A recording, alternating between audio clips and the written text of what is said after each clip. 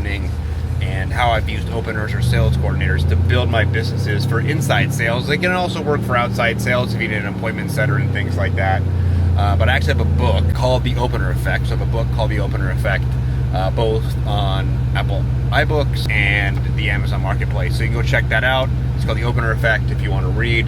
It's about, 300-400 pages, and I really detail how sales coordinators and openers have changed my business. And so I've talked about this before. I have other videos where I go over hiring and building a sales team, but I want to dive deeper with you guys today in just how I do that, because and to give you some insight into one of my core businesses that I use salespeople for, it's wholesale and distribution, and so there's a lot of B2B, business to business transactions, and so it's important. This also works, and I've used this system in business to consumer sales for appointment setting and things of that nature, or finding the buyers, what time they'll be home, and so forth. So it can work for both, but essentially how I got the idea was, in the wholesale market, and even in the consumer market, in the wholesale market especially, you have a Rolodex of clients, and these clients, you have a good client, you have active purchases every month from them. Now, the challenge you're going to run into is you have a bandwidth. So there's only so many phone calls you can make, only so many emails you can write. And yes, there's AI and tools like that to help with you today, but a lot of times it's relationship focused. And so you don't really have the time to call 300, 400, 500 accounts. And so I was like, okay, in any business, prospecting is so important for bringing in new business or identifying new clients. And so what is the cure for this? What's the fix for this? And so what I figured out is I need to have people that want to close deals be hired, learning to close, or maybe they like coordinating sales or opening deals and they stay there, and that happens too, but most people want to get to and close deals, and so I have to search for the right person. And so I'll hire 5 to 10 people a week, and there'll be 3 or 4 decent ones and hopefully 1 or 2 good ones, and it's hard to find an excellent one, but it can be taught, it can be trained. And so I'll get them staffed up, I'll get them on the systems, we'll teach them, and they start opening deals or appointment setting. And so what they're doing is they're calling out and they're setting appointments for my closers. And so what that looks like in the wholesale world is once they finally get a hold of the purchaser or the buyer, we have sales closers in the building. And so they will, I don't know if you've seen the room, Boiler Room, kind of a bad example, but in the movie they have, they say Rico, and the closer comes and closes the deal. Similar situation here is they finally get a hold of the buyer. They don't have a lot of time, and so an opener will walk the phone over or transfer the call to a closer. And so they'll walk over and they'll learn. And so this is kind of how I breed new people. And it's really important because I've hired a ton of industry experts. I've hired veterans. I've hired everybody you can think of. And while it's important to poach and have veterans and pay for that talent, a lot of times it's almost better to bring someone on and to promote from within. People that are about it, that believe in the vision, that will pay attention to the training, believe in the company, and honestly are hungry. Sometimes you get, not all the time, but sometimes you get some skilled labor or employees that are higher up employees that they've made enough, not as hungry. And I'm hungry. I want people that are hungry to work for me. I want killers on my team. And even if they don't know they're a killer yet, we can teach them that. And so that's the gist of it. But the question might be, well, what am I teaching them? And so how I learned to open. So, 15 years ago when I entered my first sales job, I was an opener. I was just setting appointments, and I wanted to close so badly. And that's a story for another time. Obviously, eventually I got to close my own deals. Story for another time. But the way that I was taught, and what I agree with, is as little information as possible. There's no transaction of money until they talk to the closer yet. So let's give them as little as possible, because that's the only thing of value on the call. And I think people get confused because they want to be a or they don't know how to hide the information or really talk. And how it works is you don't know what information to give. And I think one of the challenges people face, especially getting into sales, is you want to overtalk, overshare. And a lot of times when I have a salesperson like that, even talking to me, think about it, you go somewhere and someone's just talking at you. It's like, dude, shut up. Like, yeah, I've been asked one question. Half the stuff doesn't matter to me. Like, if you had asked me what I'm here for, what my budget is, we would have been done. You would have got me the thing I want already. So I teach my openers to do just that, to reach out, see if there's a market or build a market, which basically means like if you call about such and such product, they're like, yes, I need, they have a need. And if they don't know or have too much, okay, well, what is that person's need? Which that's fairly easy, probably for another video, but reach out. We're gonna start asking things like, well, what is the price? That information is valuable. That's a buying question. And they're trained to give that to a closer, but let's say they want to do a little bit more digging. The correct response is, our price range varies. It depends on the type of client you are, your expenditure. We can get very creative. Let me ask you this question. And then they ask another question. And then the buyer might be like, okay, great. Well, what sizes do these come in? And again, a less skilled person will just say a statement and give them the information and wait, kind of pause and wait for them to ask the questions. Well, the moment the prospective client starts asking the questions, you've already lost. And now they're pumping information. You give them all the information. There's nothing of value left to talk to the next person, and the call's done. And as I'm saying this, if you have done sales or employ salespeople, this might be making sense to you because that's exactly what happens. These tire kickers or these shoppers, they get on the phone, they get the information, they disqualify themselves, and they're gone. And so the correct answer to what sizes do you have is we have all types of sizes. Or you could say we have minimal sizes that's curated for your business. Let me ask you this. What sizes work best for you? What price point works best for you? Questions like that. Because you don't want to come off as a and you want to appease the prospective client, but you don't want to give them all the information. Now, as you're doing this, you're collecting the information, you might realize at some point in the call that the size and price just doesn't line up.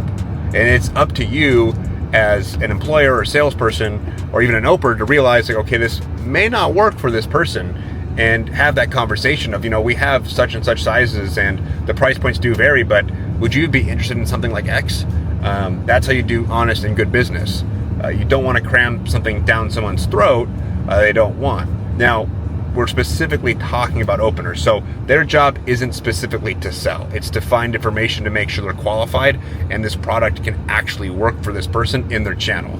Now, to do that, you're going to ask questions like I just talked about. You're going to ask questions, you're going to appease, you're going to redirect, and you're going to get the information from the prospective buyer. That's the most important part. Now, at that time, let's say they have gotten the information, they have gotten what sizes, they've gotten the price point, they've gotten the region. It all makes sense. The easiest way, depending if you're setting an appointment or if they're transferring live, is I think we may actually be a good fit, and I think you're going to fall in love with what we have to offer. And you either have them say, or you say, one of my bosses just walked by, let me grab them for you. Or if it's an appointment setting, you say, we are extremely busy, but in the next 48 hours, I do have a couple time slots available. We have them on the call. They're warm. They're ready to go. Depending on your business, you might be overbooked. I get it. But typically speaking, this is what's worked for me is we have the next 48 hours are pretty slammed, but we can squeeze you in. I want to make sure you squeezed in because I think you're really going to like what we have to offer. Does morning, noon, or night work best for you? And they're going to say mornings. Okay, great. Tomorrow's Tuesday. We have a 9 a.m. and on Wednesday we have a 10 a.m. Either work. And they might say neither. They're like, okay, let me see if I can move something around. What time were you thinking in the morning? Let them pick a time and lock that time in. Now, back to the live transfer. Again, you get the information, they're a qualified person. Okay, great, one of my bosses is walking by, let me grab them for you.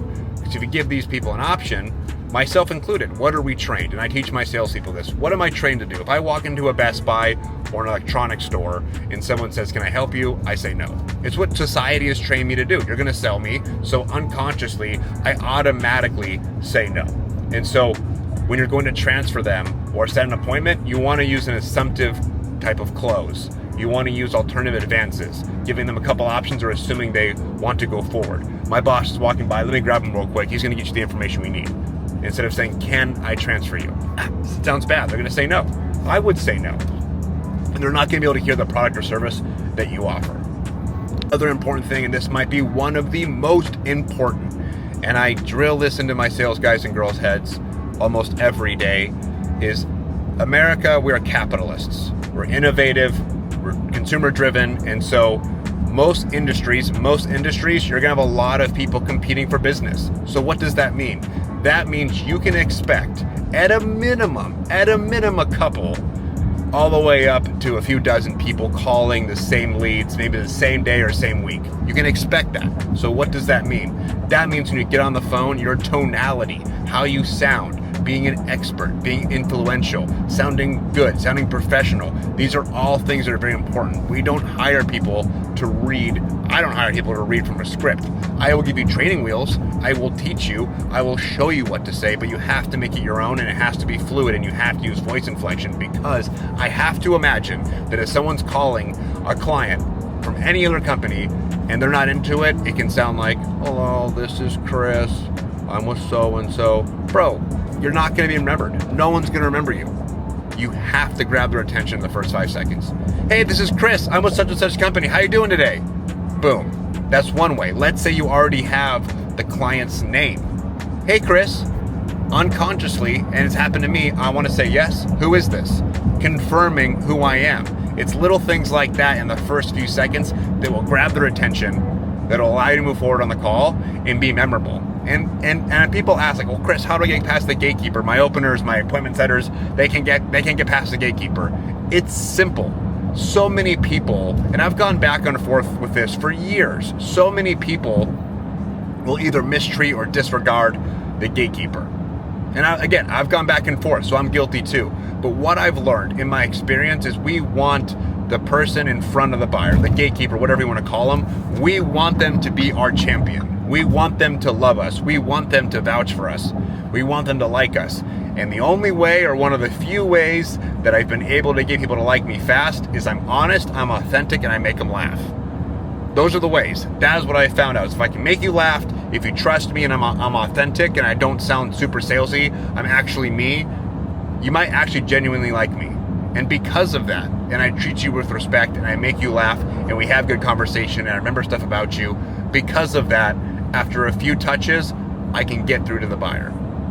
Also, this is very important. Just because you call or they call a lead 1 or 2 times does not mean it's over. Sometimes it takes an average of 5 to 7 calls before a follow-up, before you can even talk to the buyer. And even then, it may take a few calls of follow-up to actually transact with this buyer. And I think too many people, too many leads, too many companies spend so much money on leads for them to be called once or twice and tossed away when we're actually sifting for actual gold. And so people need to buckle down and understand that just because the gatekeeper or whoever is answering the phone and not giving you the buyer, you don't give up. You try a different method. You use the things I talk about in this video. It's because you're not standing out. It's because you haven't convinced them. It's because they don't believe you. They don't trust you. And why should they? If you're not using tonality, if you're not being honest, if you're not being your authentic self, if you're not making them laugh and actually caring about them, what reason do they have to even transfer you? Yeah, your products can be great. Everybody has a product. Who gives a f? So this is my video. I have the book, The Opener Effect. You can go download it.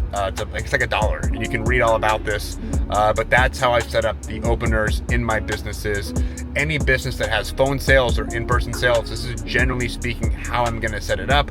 I have another business in a different industry that I'm setting up a whole sales team for, and this is how I'm going to set it up. You don't really need to do this in the beginning because your salespeople should not have enough accounts yet. But you should have a plan for when you're ramping up sales and when to introduce these guys. And you don't need many. You can start with one. You know, I'm just at a point where I have like 10 salespeople, so I'm constantly hiring and firing, and I want to promote these guys as salespeople, so it's how I do it. But definitely should have a plan. So if you like this video, if you want to win a car, I have a BMW 3 Series I'm giving away at 300,000 subscribers. Like, comment, enable notifications, subscribe down below. If you have any questions, comments, concerns, you can always reach out to me. I'll make any video I want. I'll respond to you, no prob. It's my pleasure educating you guys. Thank you so much. Thank you for tuning in.